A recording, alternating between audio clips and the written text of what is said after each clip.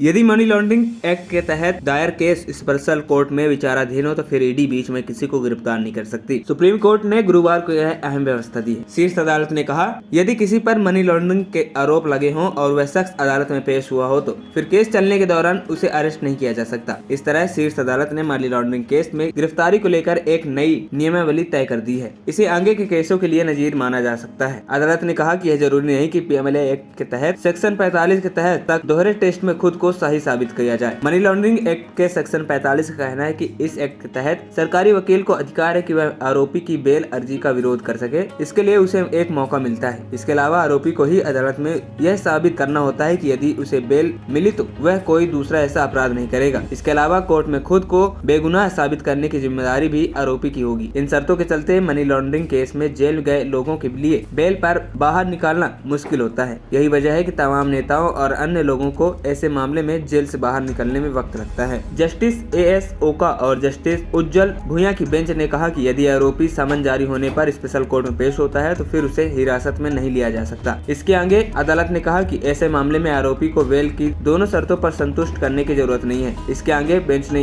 यह भी साफ किया कि यदि ईडी ऐसे किसी आरोपी को हिरासत चाहती है जो समन पर पेश हुआ, उसके लिए उसे अदालत का रुख करना होगा। अदालत तभी हिरासत में लेने का आदेश देगी जब ईडी कोर्ट को संतुष्ट कर दे कि आरोपी से हिरासत में पूछताछ करना जरूरी है। आपको बता दें, यह मामला एक ऐसे केस में आया जहां यह बात उठी कि आरोपी की बेल दोनों शर्तों को पूरा करना होगा। इस पर अदालत ने यह व्यवस्था दी। अदालत ने इस मामले में 30 अप्रैल को ही अपना फैसला सुरक्षित रख लिया था। खबरी चौखट की रिपोर्ट।